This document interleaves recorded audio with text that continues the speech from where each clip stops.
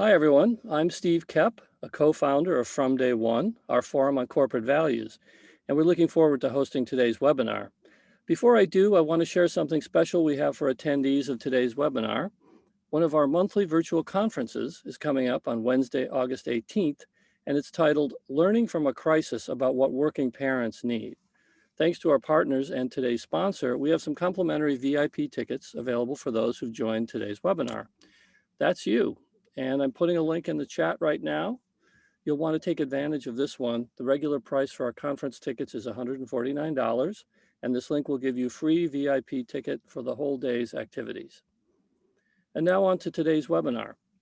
We'll be exploring a topic that focuses on talent recruitment best practices in light of the shifting demand for talent in the remote work era. The title for today's session is Recruiting in the Vast Labor Pool Created by Remote Work. The pandemic proved the concept. Employers can now feel more confident in reaching far beyond geographical boundaries that were previously observed to find the skilled workers they need. How can companies make the most of this opportunity? What are the new methods and technologies they can put into play? Which are the qualities that will make employers most attractive to remote workers? And finally, which jobs have turned out to be the most suited for the remote work era? Our sponsor today is Eightfold. I'll tell you a bit about them. Eightfold delivers the talent intelligence platform, the most effective way for companies to identify promising candidates, to reach diversity hiring goals, to retain top performers and engage talent. Eightfold's patented artificial intelligence-based platform empowers enterprises to turn talent management into a competitive advantage. Now, a few quick logistical items. This webinar is being recorded and will be available on demand soon after the event, so you can look out for an email in about 24 hours with a link. That email will also have information on how you can get professional development credits for this session from the Society of Human Resource Management. And look out for a written account of the conversation soon on our website at fromday1.co.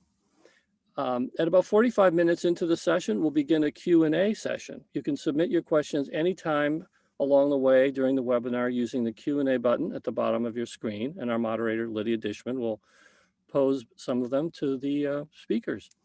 Now I'd like to introduce our moderator of distinction, Lydia Dishman. She's a staff editor for Fast Company, who's an expert on such topics as technology, leadership, and the workplace. She's written for CBS Money Watch, Popular Science, Fortune, and the New York Times, among many others. Okay, Lydia, take it away.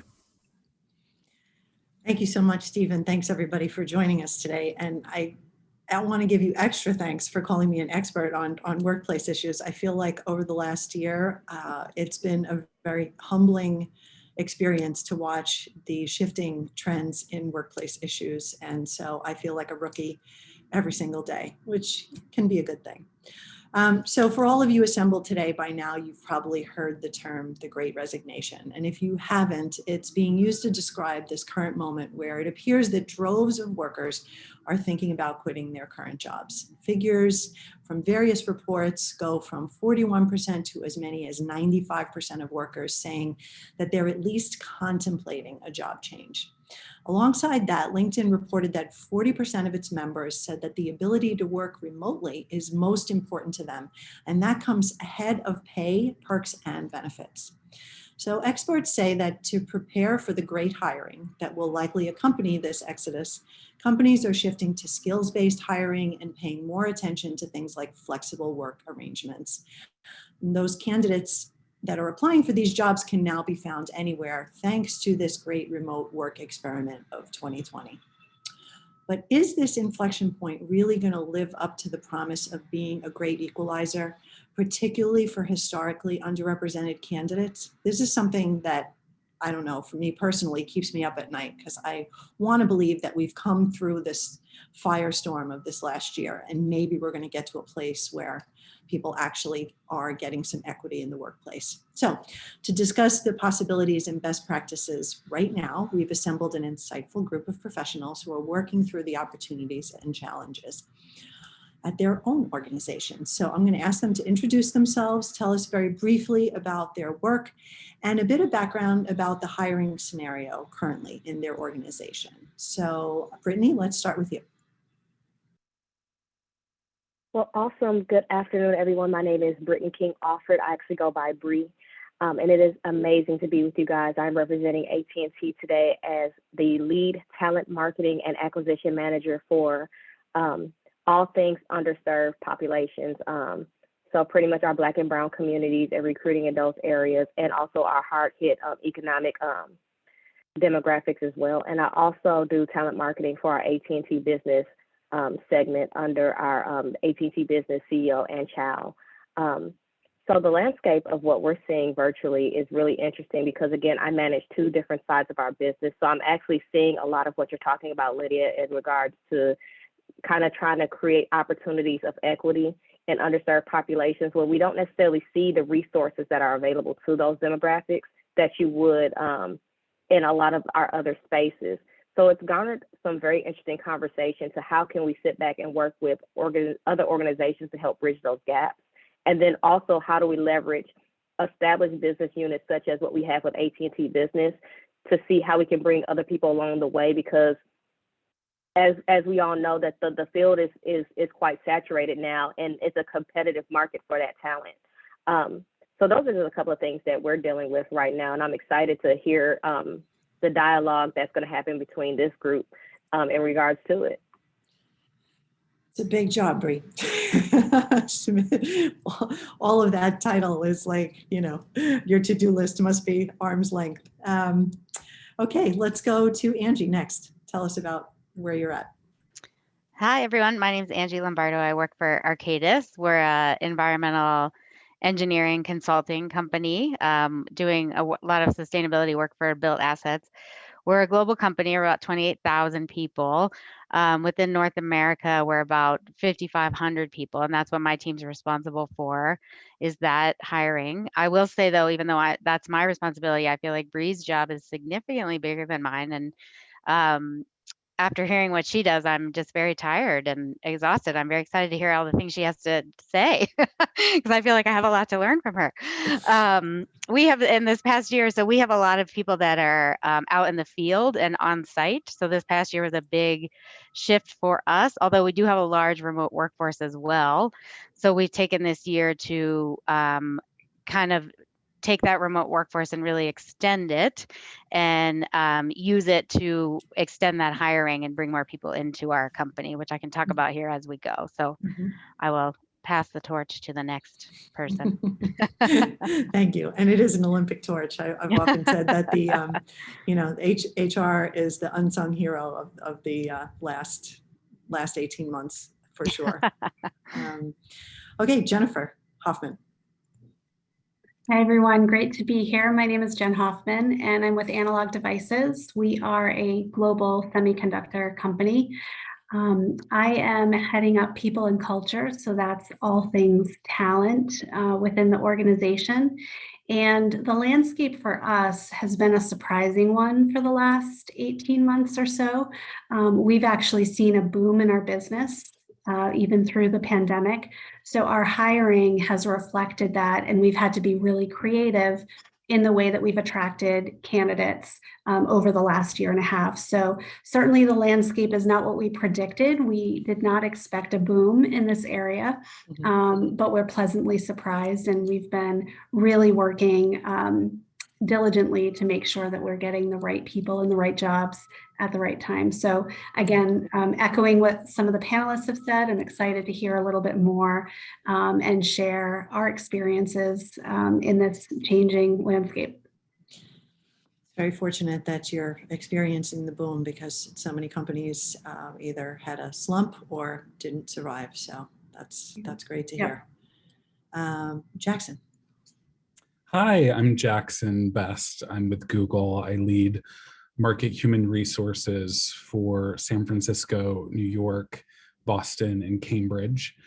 Previously at Google, I led executive recruiting for YouTube and also a portion of our non-technical leadership organization, recruiting organization. So just thrilled to be here with all of you today. Having this important conversation. You know, at Google, As you might imagine, no surprise, we've been very data and research driven in our approach to return and constructing a thoughtful and inclusive return to office, as well as continuing to enable and support employees who may prefer to continue to work remotely. I think, we've all learned a lot through the pandemic. One thing that I think has really stood out for me, and that I hear consistently across not just Google, but the ecosystem, is, when you think about an office is a box, in essence, literally a physical box. And that box was created by the hegemony and for the hegemony. And so that box didn't fit quite right for a lot of folks, and particularly those of us who have identified as members of historically underrepresented groups. And many people understandably don't want to get back in that box, even when the box is as attractive as many of the boxes Google has, with massage chairs and free food and all of the bells and whistles that you've heard. So, I think we've really moved to I hesitate to say a new normal, but a new space anyway, where employers, including Google, have to offer a range of boxes and possibilities to potential candidates and to their employees. And employee and agency and candidate choice is the order of the day. So while recognizing that as a business, that we are a business and that we have a fiduciary responsibility, that employee and candidate agency in how, when, and where they work has driven and will continue to drive our approach as much as possible. Mm-hmm. Absolutely. Just, in terms of just the basic safety issues, not everybody is comfortable going back yet. So that's right. So that's something to be considered. Okay, last but not least, the other Gen H, because we have two Gen H's. Hi, good morning, good afternoon, everybody. My name is Jen Huntrican, and I'm here at Eightfold. I run our customer success and our services organization. It's definitely been interesting to see how our internal hiring has changed during the pandemic. I myself joined just shy of a year ago, and it was very interesting for me to go through that whole interview and recruitment process totally on Google and not meeting anybody within an organization. And I think that kind of opened my eyes to how different that is, and how you don't get that, the body language and, the kind of cultural vibe that you would going into an office. So it's kind of really helped me shape how I've been recruiting and hiring my team during this time as well. And also, obviously, it's opened up, that remote user and given us a lot more people to choose from. So excited to see where this conversation takes us today, and really want to definitely learn and hear from all of my fellow panelists here. Well, my next question, I'm going to go back around the other way. So don't go away on me yet, Jen. As you've been observing over these last bunch of months, what aspects of talent acquisition have become more important to you personally as you're recruiting and hiring people? Has anything shifted radically? Is something less of a priority now?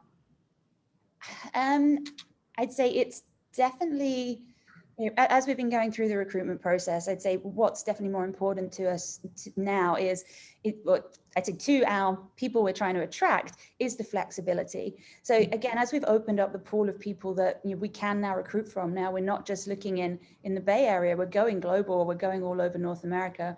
One of the most important things we've been asked is, how flexible is this role? What are my hours? Can I juggle being at home with my children versus having to be in an office? And going forward long term, I think, as Jackson mentioned, it's totally changed. And it's one of the questions people do ask now is, am I going to be required to relocate? Am I going to be required to be in an office? And as you say, it's a fight for talent right now. Everybody is looking at what their other options are. So you have to really be flexible. So it's definitely been a change in policy for us. And it's forced us as a company to grow.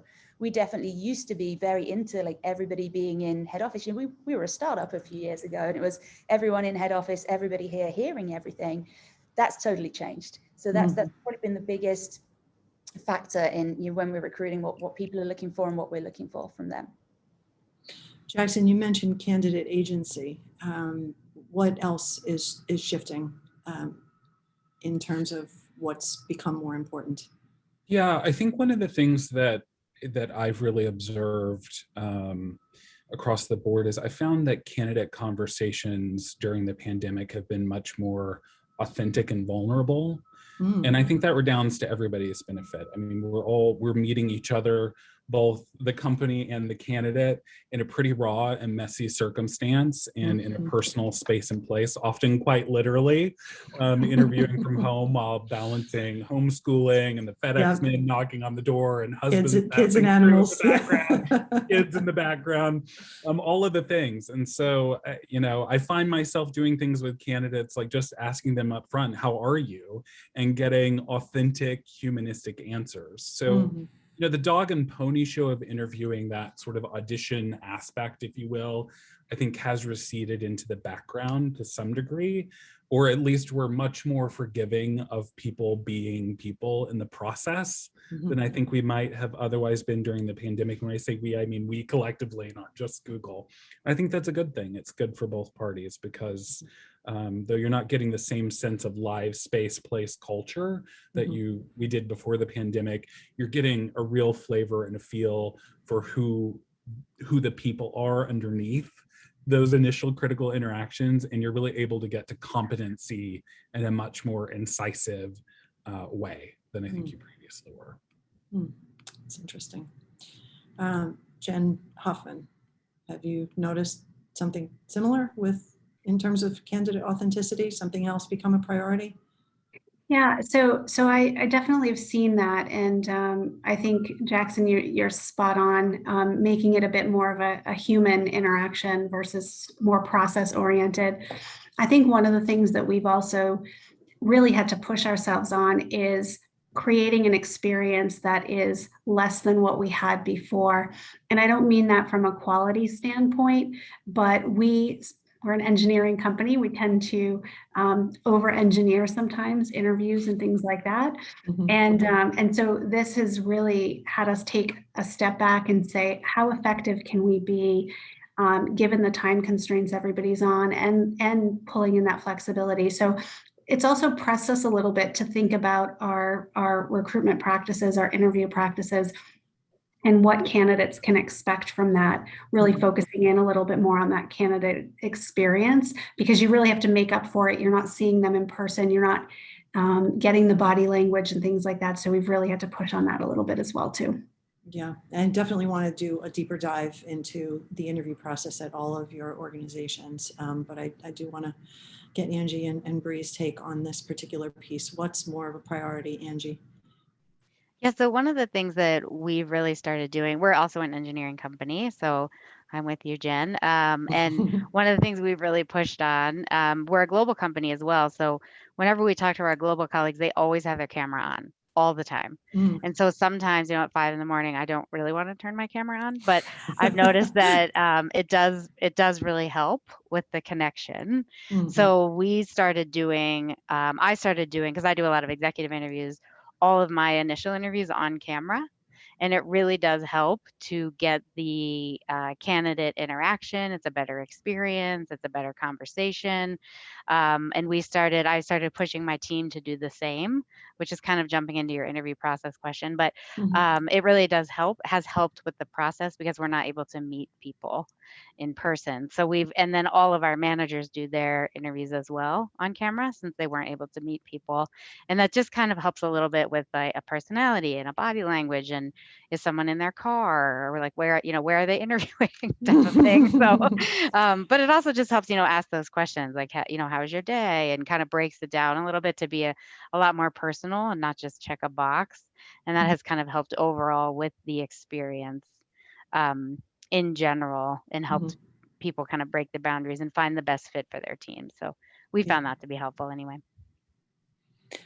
I've been hearing this throughout the course of my reporting and research as well, that this aspect of getting up close and personal really quickly actually might make up for the disadvantage of not having that person see your office culture, or kind of understand what kind of culture they're coming from their previous employer. who knows how this is all going to shake out, but this might be a better way to ascertain culture fit as long as it's not biased, which we always bump up against because we're all biased. Anyway, Bree, last but not least on this one, tell me what you're observing, what's more important. I am in total agreement with what everyone else is saying on this panel in regards to some of the cultural shifting that a lot of our corporations have had to make within the last year. But when I look at how we look at a lot of our underserved populations, preferably along the lines of our frontline employees and trying to fill those frontline opportunities that are somewhat like lower management or non-management level. A lot of that interpersonal interaction is really, really key to a lot of these underserved candidates because that's where they're accustomed to. They're not necessarily attached to a cell phone at all times. They're not necessarily attached to a tablet or a computer. Mm-hmm. So what concerns that I've asked, and these are more so concerns that I've had as far as me working with a lot of various groups within the course of this year, is the lack of being able to get to a person and be able to kind of put on that dog and pony show, as Jackson alluded to, for a lot of those candidates that's lost now. So you have a lot of candidates that are in the current job pool now that are pretty much having to retool themselves and relearn, how do I sit back and find myself in this virtual space? Because culturally, we've been conditioned to show up to the interview suited and booted and ready to go. We're supposed to talk a certain language. We're supposed to, we're supposed to put on the show. Versus now that we're at home and you don't necessarily have that atmosphere that's set, or you may not have the technology that's there, you're starting to see a lot of those candidates that would normally ace interview opportunities and ace these, and we're able to fill roles with these individuals. You're not seeing that so much in those frontline positions, especially in the underserved communities, because of the materials and the resources that they are lacking. So that's something that I've taken away at the other end of the spectrum, whereas I definitely see what everyone else on the panel is talking about as far as the cultural fit and kind of being able to take off those veneers and show those true pearly whites, if you will, as we're trying to navigate through this space. But at the same token, there's a great portion of our workforce that's kind of at a loss here because they're not necessarily understanding how. Oh, we just lost your audio for a second. They're at a great disadvantage because what? Oh, goodness. No, there you go. Okay. So you guys still, okay, yes. There we go. Awesome. But you had said that they're at a great loss because what? I think that they're at a great loss because they don't necessarily have those resources and tools. Right. And it takes time to sit back and relearn a lot of those skills and to retool yourself to be in a environment that has been created due to the pandemic. So I see it at both ends of the spectrum, but I would be amiss to not make mention of that other end of the spectrum where those are definitely things that I'm seeing within our business. Mm-hmm. Well, if we're talking about underserved, historically underrepresented candidates, did your organization have a way to build a more inclusive pipeline before the pandemic, and did that change now? That's funny because that's actually how my job ended up being created. Oh, well, there we go. We actually began to sit back and really look at these various demographics, and we saw that there was a need, and we wanted to make sure that as a corporation that we provide opportunities for economic empowerment in historically underserved communities. And one area that we started in was in Chicago, for instance, and seeing how can we sit back and pour into a community and provide opportunity there to where you're not just seeing yourself at a job, you're seeing yourself in a career and you can grow from there. And that showed to be very successful. We launched a program around 2018 and we watched it grow, and we began to start expanding that program across the nation. And then as we began to pick up a lot of steam, COVID hit, which changed the landscape of how we looked at fulfilling jobs. Because historically these jobs have been retail positions, they have been call center positions that calls for a lot of high touch, high visibility, and in-person interaction. So now that we've had to sit back and really make this pivot, the jobs are still there, but the workforce that we were initially targeting here, we have to take a step back and say, okay, how do we sit back and get them ready? So I spent a lot of time really gathering a lot of data and working with various community groups such as the urban leagues across the United States and other various nonprofits to sit back and see how can we sit back and bridge the gap in order to bring these candidates along the way. Jen Hunter-Kuhn, artificial intelligence is supposed to be the great equalizer for, especially for, the talent pipeline getting through the hiring process. So what say you about how you can promote more diverse hiring, as even at your own organization, but even in the greater landscape? Absolutely, yeah. So when we think about just some of the tools that our platform has, we just mask candidates' names as example, or we can mask the school they went to. So when you're a recruiter, when you're looking at that pipeline and you take some of the bias away, it does equalize, everybody's opportunity, and people have to focus on the role and the skills. And what we're loving, and we're seeing a trend right now even more, it's how are those skills transferable? As you mentioned, Brie, like people who are in retail or who were, even like bartenders, restaurant servers, they're not necessarily wanting to go back to those jobs anymore. So what we're using with our platform, the AI actually infers how those skills could be transferred to a different role. Your customer success or customer service role there could easily translate to a call center, for example, where you can be remote. So it's removing the bias as our platform does, and then having that ability to infer what those skills could be used and how they could be used in another industry is kind of really, really up in the game. And we're using that internally as well right now. We do it with our own internal mobility as well. We're transferring team members who are in sales, business development roles actually into my services team. They have skills that could, that can go through and change their career path and give them new opportunities. So it's kind of exciting to see how those skills-based positions are appearing now, as opposed to just your traditional job descriptions.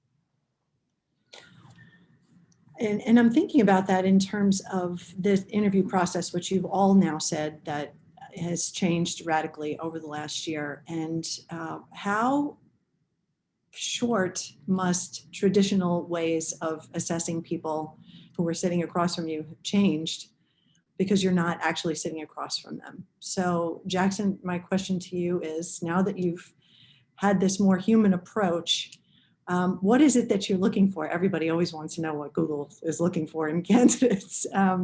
But how are you assessing people now? Is it strictly skills-based?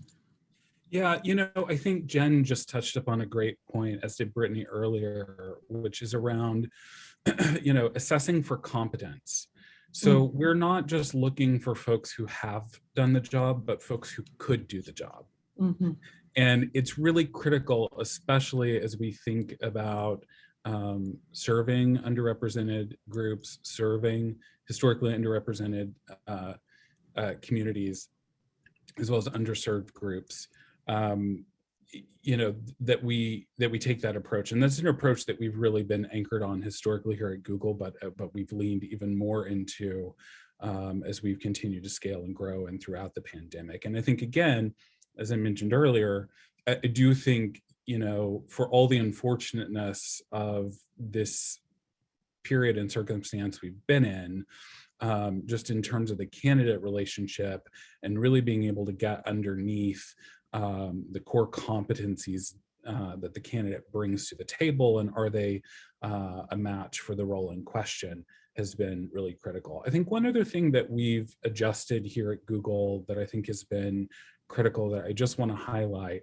and I wish I could tell you when this happened. I'm aware of it having occurred through the pandemic, and I'm just grateful it's occurred whenever it's occurred, and that it's an approach we're taking. As you probably know, or as is often in the press, we've historically assess folks for what we used to call googliness. Well, what does that mean? What does that mean to be googly?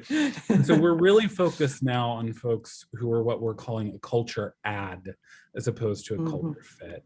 And as we continue to think as a company, I think this is, the blessing and the curse of a company the scale of Google, we're reaching, and will continue through growth to reach a scale where you can't rely on who has done the job anymore. You can't rely on, who's going to plug and play in your culture, because your culture is so diffuse and diverse.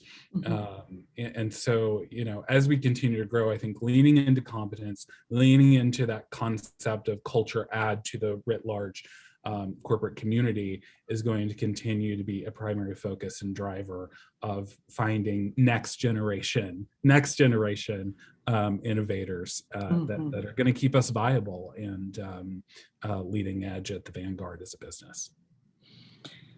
I don't remember exactly how many years ago it was, but it was a long time ago that I personally wrote a story about wacky interview questions, and Google was one of the companies that would ask, how many golf balls fit into the bus or whatever that was.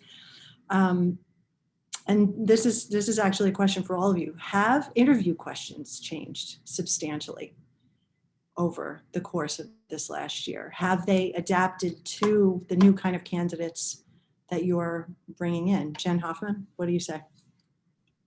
So I think that our technical questions have remained because we do look for some technical competence. But I will say that one of the things, and echoing Jackson, one of the things that we're focusing on with a little bit more emphasis is potential. So our business is shifting. And so the traditional profiles of experiences that we've been looking for is shifting. We're moving to more of a solutions company. We're expanding our skills that are needed. And so we want to be able to bring people in that can adapt to those differences. And we want to create more enterprise employees that can move throughout the organization. So that actually really focuses us on thinking about potential versus the technical competence. So our technical questions and approach are still the same, but we do look at that, that full candidate profile and looking for potential. And that allows us to have some growth in our pipeline. It also opens up the aperture to look at underrepresented groups to bring in talent where traditionally we hadn't in the past. So we have some strategies around that as well. So we don't necessarily go away from the technical questions, but we've definitely adapted and starting to think a little bit more creatively around the future talent and what's needed to grow the business and sort of that forward looking versus what traditionally did we hire. Okay. Jackson, you wanted to add? Yeah, I just wanted to echo what Jennifer just said around focus on fungibility. And I know we've always assessed for comfort with ambiguity. It's really been core to our culture and how we operate, and a good bellwether for whether or not, someone's going to be set up for success coming in the organization. But I think now so more than ever through the pandemic, that comfort with ambiguity and ability to roll with the punches has been really critical. Lydia, I did just want to clarify, we no longer ask those wacky questions you described. I don't think I would have gotten employed here and still been asked. No, I neglected to mention that. I neglected to mention that those were eliminated years ago. So this is why I'm saying it had to be at least 10 years ago that I wrote this. And I'm like, giving away how long I've been at this. It was still 5 years ago, the number one question I got from candidates when I joined here. So. No need that. Angie, interview questions change, different assessments you're using? Yeah, we actually, sorry, I see my dog back there. We actually, over the past year, we started doing more of a cultural fit interview guide in a positive way, similar to Jen, like looking for this future fit and adaptability and where the company's going, but also to focus kind of on a non-biased interview, because we knew that managers were just asking, well, I don't even know what they were asking, if I'm being totally honest. So we came up with these interview guides for different jobs, so that you have a candidate pool and all of those candidates are being asked the same question. So you're then equally evaluating them on the question set. And I actually started this at the executive level because we were hiring a bunch of different internal jobs executively, and I pushed this at that level, and they were all for it. They loved it. They thought it was a great process. So it was easier to push it down that way. So the interviews have then gotten better and a little bit, they're a little bit more equal and fair. But we look for this future adaptability now, instead of just, do you have an engineering degree? Yes. Do you want to work in the field? Yes. We're looking for, what can someone do in 3 years? What can they do in 5 years? How are they going to adapt and adjust with the company? So we have really worked to look for that future skill set, and it's gotten a lot better, I would say. And they don't just look for, and we've also gotten away from taking, like, please hire my client's child. Yeah, which definitely used to happen quite a bit. Yeah, but instead, like, let's look for how are they going to fit in, and what is the long-term fit, and how are they going to go? And we don't ask the golf ball question, but I think that's kind of interesting. So I mean, there's a lot of behavioral psychologists, like, working their fingers to the bone, thinking about how that kind of a question would indicate how a person thinks on their feet, how, does it set them up for future success? But I am actually more interested in what behavioral questions are asked. And, particularly, and Bree, you mentioned this earlier, when we're talking about underrepresented candidates, are they set up for success in such an interview if those traditional questions are asked? Do you think that that's an equitable way to assess those candidates? Okay, so I'm going to give you two answers. I'm going to give you that's great. I'm going to give you the politically correct answer, and then I'm going to give you what my thoughts are around that. Okay. The politically correct answer is, I do feel like the questions that we ask are ones that our underserved population, they can actually answer, and they can answer them clearly and get the point across to where we can take their answers into consideration. However, the part that I think that population gets hung up on is not necessarily the questions that are in play, but then all of the other aspects of the interview process that creates anxiety. Like, for instance, under high pressure situations, the fact that we have not, we've made adjustments to our assessment, but the fact that assessment still weighs such, that it weighs so heavy on the decision-making process to whether or not a candidate goes forward in the process in some of our roles. And again, I'm speaking of more of our frontline roles, not necessarily our management roles, because you know that the conversation is a lot different when you're getting into those executive roles and so forth. I think that there's a great opportunity for us to kind of fine tune some of the resources that we have available in regards to how we, AT&T actually has an awesome tool on our ATT Jobs website where we allow for our candidates to go in and kind of get to know our culture, get to know kind of our process and what to expect from an assessment standpoint too. And kind of do that pre-work before you get to the actual interview itself. And I think that we have an opportunity to kind of fine tune that a little bit more to where it's more helpful for the underserved population to get to where we are bridging that gap. But I think, to answer the actual question itself, I think that the questions that we have in play will set the candidates up for success and build up that confidence. But I think that our candidates don't necessarily get over the hump of just being overwhelmed by the process itself. Jackson, you wanted to add? Yeah, I just wanted to add, and Bree, apologies, I think I called you Brittany earlier. My niece's name is Brittany, so apologies for that. I just wanted to second what Bree said around demystifying the process for candidates, particularly underserved and historically underrepresented groups. It's just so critical, and it really helps, create a more egalitarian process and level the playing field when everybody's clear about what they're going to experience, and that experience is happening in a consistent fashion. So just second that as a, encourage all companies to demystify and educate and be as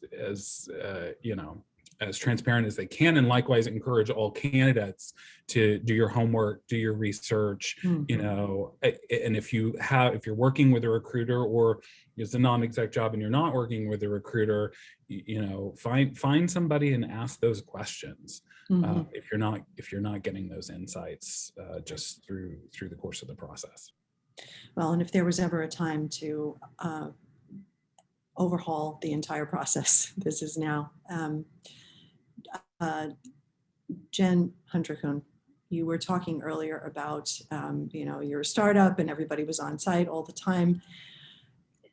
With the shift to remote, and certainly, you know, with an organization that may have people scattered everywhere, so you have to work asynchronously, what skills are you looking for in a remote worker?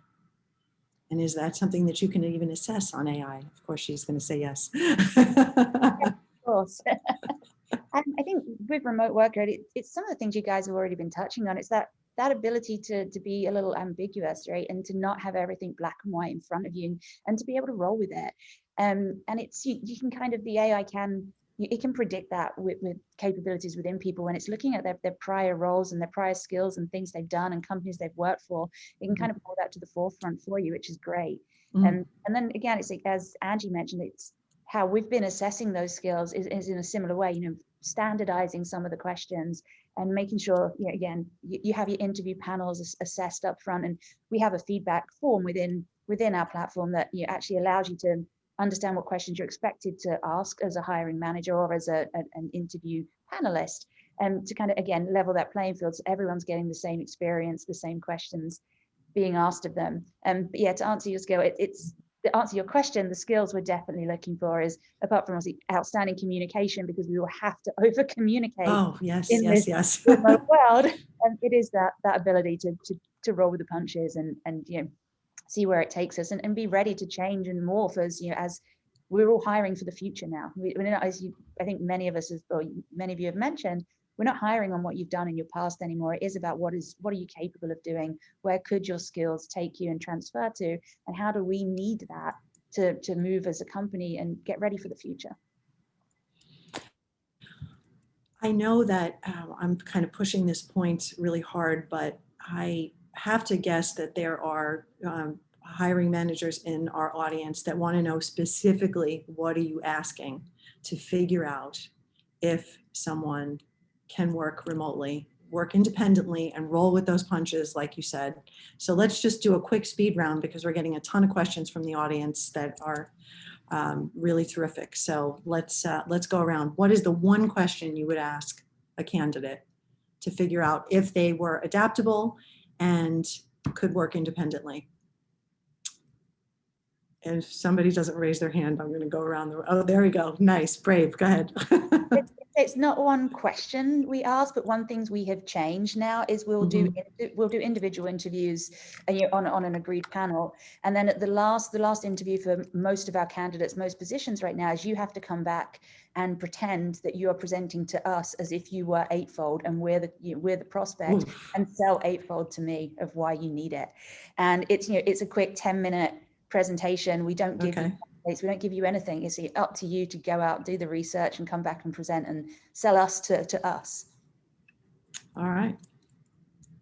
I can go. Go ahead, I always Angie. ask it. This is kind of a big question, but I always ask everyone, what's their ideal next job and their ideal next environment? And I always say, don't overthink it. But so if someone said, you know, tells you, and then they say, and I love being around people and I love being in an office, it's, you know, sometimes it's not the best, because working remotely is not for everybody. It's really not. Some people just, they don't like it. They don't thrive on it. It's not a good environment for them. So I ask that question along with a lot of other ones, but it's just kind of a good general question to ask, because people will very honestly tell you without realizing they're answering the question of where they want to be. Mm-hmm. Who wants a break? Bree, go ahead. Oh, your sound is off. The okay. Gift of double mute, I'm sorry. This is how we know everybody can roll with it. Go for it. Right.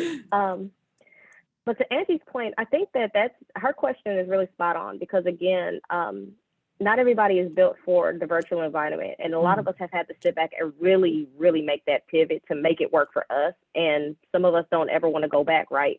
But with that being said, looking for the answers for those particular questions that Angie made mention of will actually help tell the tale, along with I've seen a lot of my fellow recruiters sit back and do is they not only look at hear the questions, but they also do a lot of observation around what's going on in their background environment too, which kind of helps us assess whether or not they may be a good fit for a virtual position. Because I've actually seen us actually move candidates from, I know that they apply for this virtual opportunity, but we may have a better opportunity with them actually coming in person. Because that's where we may see where that fit is, just based off of just kind of some of the things that we've observed and through conversation and kind of unhashing that too. Jackson?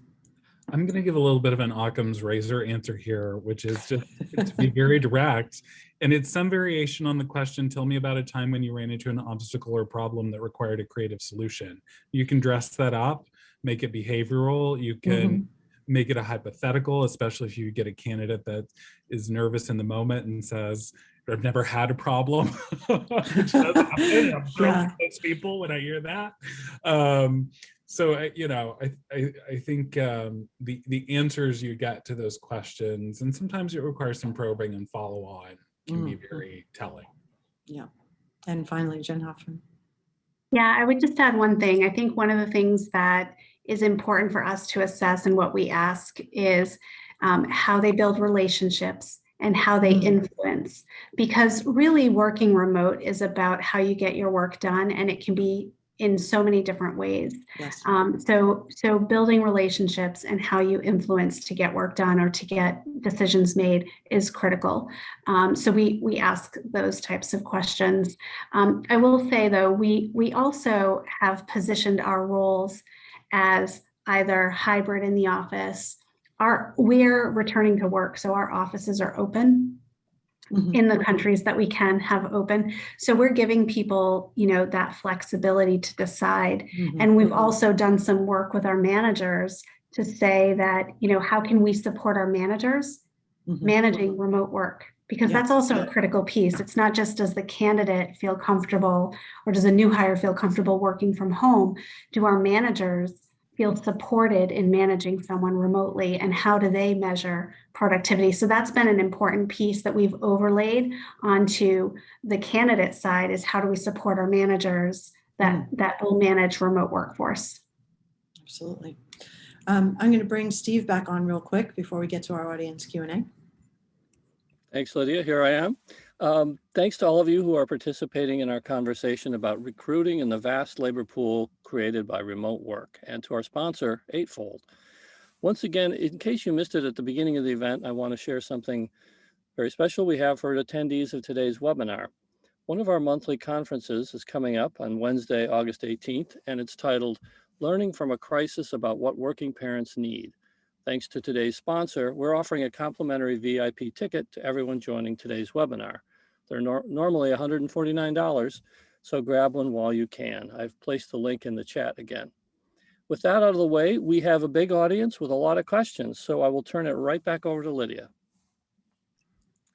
Yeah, thank you. We do have a lot of questions. We probably are not going to get to all of them. And for those of you who asked questions of specific panelists, I would encourage you to reach out directly via LinkedIn or their organization's website. It's always more helpful to do a one-on-one offline that way. So without further ado, let's jump in here. Brian wants to know, have you looked at de-emphasizing four-year degrees in favor of demonstrable skills for some roles that don't truly require a four-year degree? Bree, you were nodding. Is that something that you've taken away?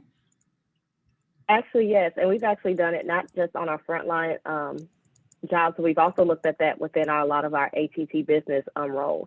If there's not if a degree is not truly necessary, we actually stop listing in our job descriptions outright. I think that that's something that's allowed us to actually look at real life experience versus what you get in a classroom. And that's been really helpful to open up our candidacy pool there. So we definitely made that pivot in a lot of different areas within AT&T.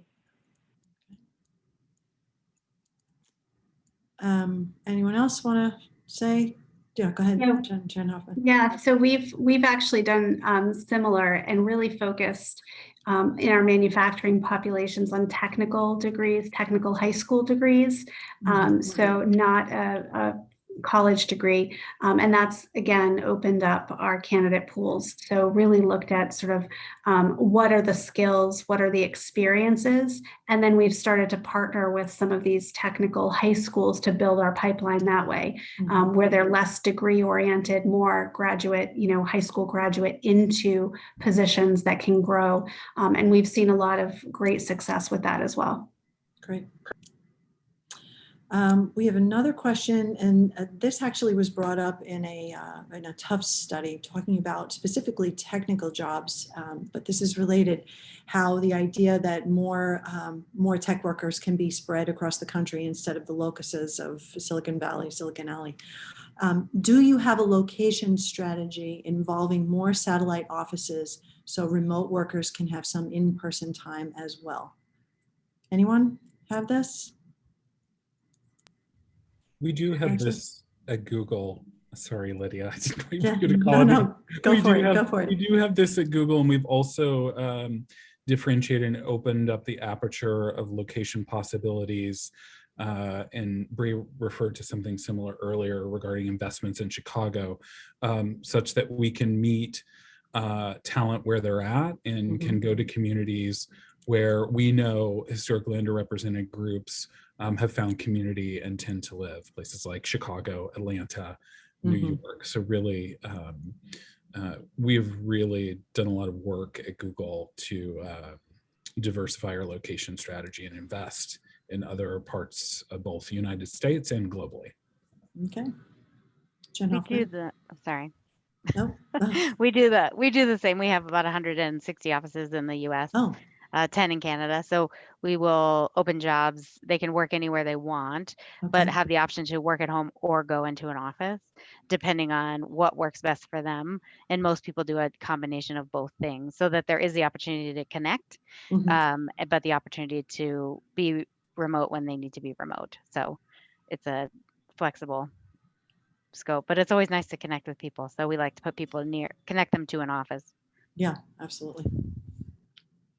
Jen Hoffman, you want to add real quick?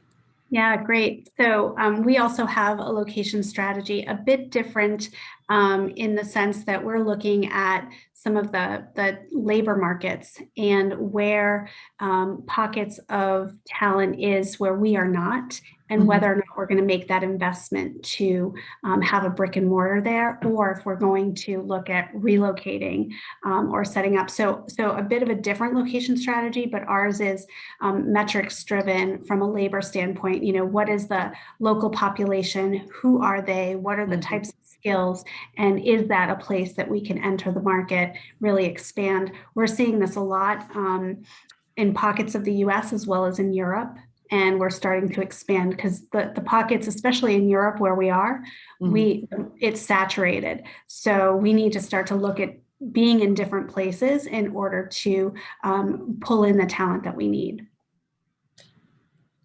Another one from Samir. If you are increasingly hiring based on potential, how are you changing your approach to training, new learning models, coaching, apprenticeship programs, overall resource commitments, so these new hires can get up to speed quickly? Hand raise, someone want to tackle this one? Go ahead. Yeah, I can take this at least as a start, since I talked about potential and what we're doing. We've actually developed some manager leadership development programs that are specific for where you are in career. So we have an early career development program really meant to accelerate that potential.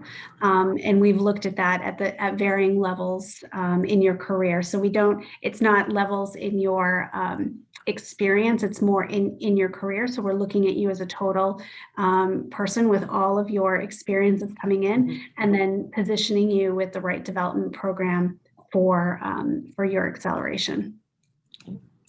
Jen, you want to add? Yeah, something kind of really cool we've been playing with as well within our own platform, within our Career Hub. You as an employee can now, you come in and have, you list the skills you have, or it brings in the skills you have, and you can actually talk about what you want to do next. So it's not quite training, but it actually, you can tell the platform, this is what I'm interested in, this is what I want to learn. And the AI then recommends training courses for you as we're integrated into an LMS. So it kind of puts that power in your hands as an employee to think about where you want to go. And it will recommend mentors and then potential jobs and show you the skills you don't have and tell you where you can go learn them. So it's kind of like taking that training and mentoring into your own hands, which is kind of neat. Yeah. And I've heard that that professional development training is actually more effective when the person can choose to do it, especially at their own pace, rather than being, corralled in a conference room for 2-day training. I'm seeing heads nodding. That's good. Monique wants to know, have you streamlined your interview processes? I've been told that, and she's calling out AT&T and Google, interviews can take months and include 7 to 14 people total. Yeah, Bree's going for that. Tell us about how long it takes. So actually, that's an excellent question. Recently, we have actually made a pivot in a lot of our business units to a modern hire platform to where we use AI to actually help move our candidates through the process a lot faster, to where something that used to take 4 to 6 weeks actually takes 72, at the minimum, 72 hours to a week to start the interview process, from interview to potential hire, which that seems really, really fast. But considering that we're in this virtual space, it's made a lot more sense, because people are just sitting there just so anxious to hear something from someone to move them through that process. So we actually have made some adjustments in a lot of our business units to make that pivot to where we're moving a lot faster and getting those candidates into our candidate pool a lot faster. So that means that our recruiters are much more alert, and they're getting their hands on those candidates a lot faster to get them to the potential hiring managers in that way. So I know that that's something that I've heard. I hear it more often than I would like to at times about how cumbersome our process can be. But I know that in a great majority of our business units, we've actually already made that pivot, and we're seeing success in that area. Okay. Jackson? Since Google was name checked, I feel compelled to respond. Yeah, go for it. We've, similarly to what Bree shared, we have put in quite a few guardrails in place to reduce that number of interviews and touch points, as well as time to hire. Research shows us that it only takes 4 conversations to make a decision. I'm sharing that with the community, as well as my hiring managers at Google. And so we have tried to stay true to that in terms of our intention. I will caveat that, however, by saying, to the point I raised earlier around much more relationship-driven candidate conversations, we have observed, particularly with underrepresented talent, that those engagements benefit from being much more relationship driven, and that they're a much longer engagement just in terms of courting talent. And many of those populations have a lot of choice right now, and it's an in-demand hot job market. And so, while we say for formal interviews, because we are invested in building those relationships over the long term, it's not to just say you're only going to have 4 conversations with us. There will be 4 assessment conversations. That's our goal. But we do like to stay engaged with candidates, even if you don't land a job at Google. We sort of take a long view in recruiting and like to stay in the conversation with great talent, and hope great talent likes to stay in the conversation with us, leading towards hopefully an eventual hiring outcome. Yeah, I've heard that the candidate experience is a brand building exercise as much as it is for increasing your workforce and making it more diverse. It's also what are those people saying after they go through this experience, even if they don't get hired. Well, Angie, you want to add something real quick? No, I was just going to say candidates talk. So it's really important that they have a good experience. Even if they don't get a job, it's really important we treat them well and their experience is positive, even if it's not a good fit. Because it's a two-way street. Interviewing is a two-way street. Yeah, I feel like absolutely. sometimes our managers, sometimes people just forget that. So it's important that it's a positive experience all the way through.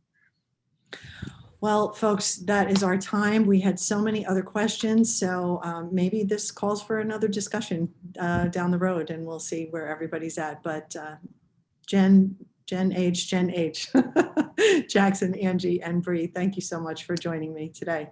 It's been a pleasure talking with each of you. Steve? Indeed. Thank you, Lydia, and our wonderful speakers. That was a great conversation and right on the news of what's happening now in talent acquisition. We're honored to present all your ideas. Thanks again to our sponsor, Eightfold, and to all of you for participating today. If you'd like to join us for more virtual events, you can head to our website, fromday1.co, and check out more of our upcoming webinars. I'll mention one that's coming up this week, Thursday, July 15th, on virtual healthcare. It's titled The Future of Telehealth in a Post-COVID-19 World. So hope to see you again at one of our events. Thanks, everyone, and stay well.